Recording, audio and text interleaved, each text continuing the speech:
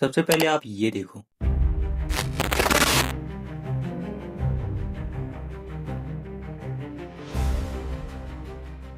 ये एनिमे का revenge scene है जहाँ कोई बदला ले रहा है अपना किसी से, वो भी काफी ब्रूटल तरीके से। सो आज हम एनिमे के कुछ ऐसे ब्रूटल रिवेंज को देखने वाले हैं और नंबर 1 वाला रिवेंज तो मेरा भी पर्सनली फेवरेट है। चलिए स्टार्ट करते हैं, जिसमें हमारा पहला एनिमे है Hunter X Hunter. Chimera art arc में गॉन अपने मेंटोर काइट के साथ मिशन पर जाता है, लेकिन वहीं पीटो अचानक अटैक करता है और काइट को मार देता है। गॉन उस समय इतना वीक होता है कि कुछ कर ही नहीं पाता और यही बात उसे अंदर से तोड़ देती है। बाद में जब गॉन को पूरी तरह कंफर्म हो जाता है कि काइट मर चुका है और पीटो उसे अब कभी ठीक नहीं कर सकता, तब उसे गुस्सा और गिल्ट एक साथ फूट पड़ता है। गॉन फैसला करता है कि अब उसे सिर्फ बदला चाहिए, चाहे उसकी खुद की जिंदगी क्यों ना खत्म हो जाए। उसी गुस्से में गॉन अपनी पूरी नैन पावर सैक्रिफाइस कर देता है और एक टेरिफाइंग फॉर्म में ट्रांसफॉर्म हो जाता है। इस हालत में गॉन बिना दया पीटो पर हमला करता है और आखिरकार उसे पूरी तरह खत्म कर देता है।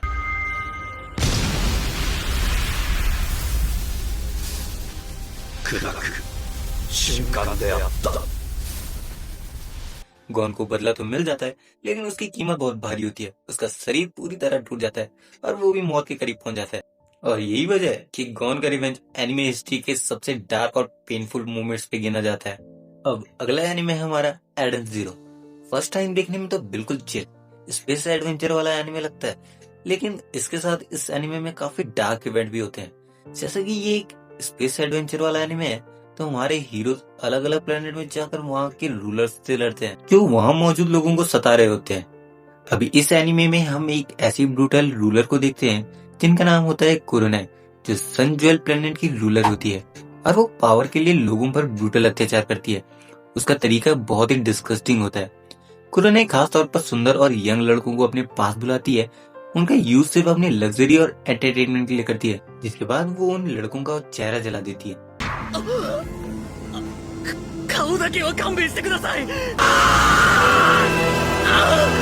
अब हम कुछ एपिसोड के बाद देखते हैं जहां हमारा मेन कैरेक्टर कुरोनाई को हरा देता है, जिसके बाद कुरोनाई बड़ी मुश्किल से वहां से अपनी जान बचाकर भागती है। इसी बीच कुरोनाई का सामना उन्हीं लड़कों से होता है जिनका कभी उसने फेस जलाया था।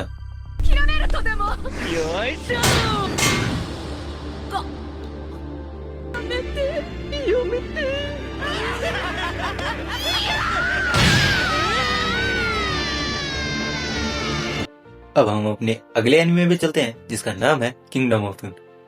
दुनिया की शुरुआत में विचेस और ह्यूमंस साथ में रहते हैं। विचेस अपनी मैजिक से ह्यूमंस की मदद करते हैं, जिसके बदले ह्यूमंस भी उनके साथ खुशी खुशी रहते हैं। लेकिन जैसे जैसे साइंस और टेक्नोलॉजी आगे बढ़ती है, ह्यूमंस को लगता है कि विचेस की अब जरूरत नहीं, जिसके बाद उन्हें उनसे डर लगने लगता है और ह्यूमंस विचेस को खत्म करना शुरू कर देते हैं।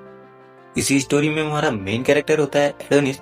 उसकी माँ भी एक विच होती है, जो कि उसकी सगी माँ तो नहीं थी, लेकिन उसने ही उसे पाल पोस के बड़ा किया था। लेकिन ह्यूमंस हमारे मेन कैरेक्टर की माँ को पकड़ लेते हैं और हमारे मेन कैरेक्टर की आंखों के सामने उसे बेरहमी से मार देते हैं।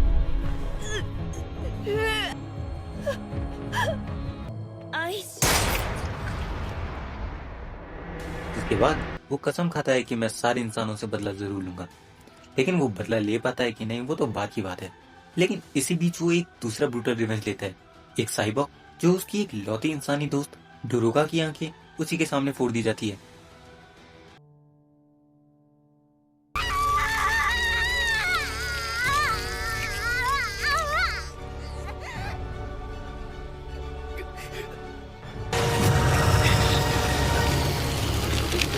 इनसे हमारे मेन कैरेक्टर की अंदर की बची हुई इंसानियत खत्म हो जाती है। अब वो रिवेंज कोई बात की बात नहीं रहती, बल्कि उसी पल से शुरू हो जाती है।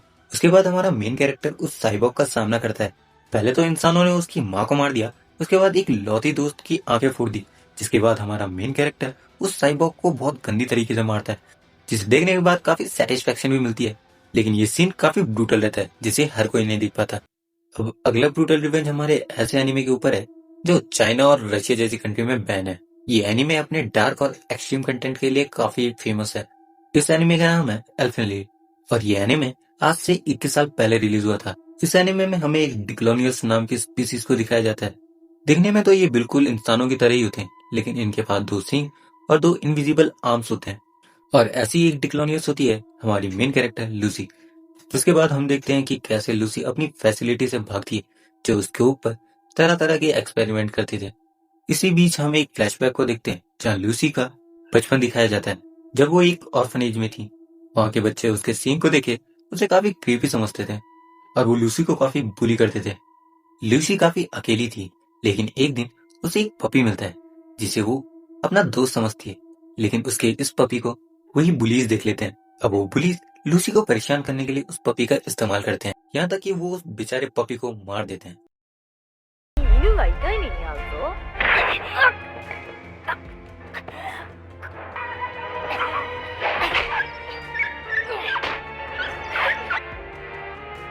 जिसके बाद लूसी काफी गुस्सा हो जाती है और वो अपनी पावर्स को एक्टिवेट कर देती है, जिसके बाद वो सभी बच्चे वहीं पे मर जाते हैं। जिसके बाद हम देखते हैं वहां पे सिर्फ बॉडीज पड़ी हैं, वो भी बिना सर के, जो कि देखने में काफी ब्रूटल लगता है। अब हम आते हैं अपने last but not the least revenge anime पे, जिसका नाम है redo of healer. Redo of healer एक डार्क रिवेंज एनिमे है जहाँ दिखाया गया है कि एक्सट्रीम अब्यूज और बिट्रेल किसी इंसान को कितना बदल सकता है। कहानी का मेन कैरेक्टर केयारू, जो कि एक हीलर होता है, जिसे एक दिन वहां की प्रिंसेस फ्लेयरा के द्वारा ज्वाइन होने का मौका मिलता है हीरोज की पार्टी में।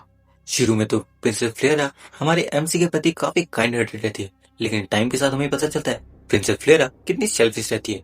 वो हमारे मेन कैरेक्टर को तरह तरह के ड्रग्स देके उसे जेल में बंद कर देती है और उस पर टॉर्चर करती है।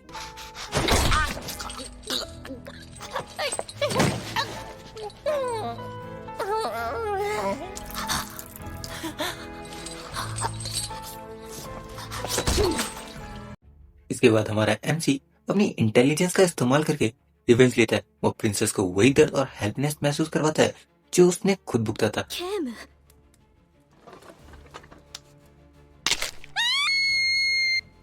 全部折るまで悲鳴を上げなければフレアの勝ち。復讐は終わり。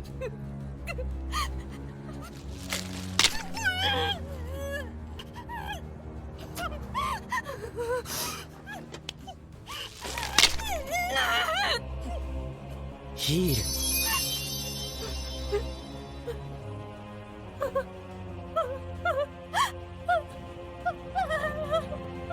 さあ、また1本目から始めようか。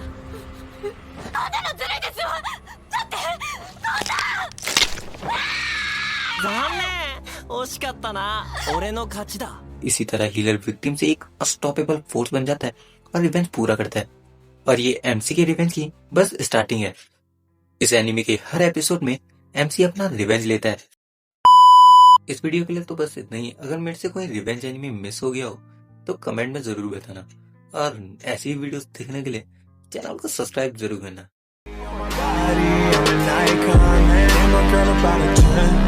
I should fuck her in the Benz.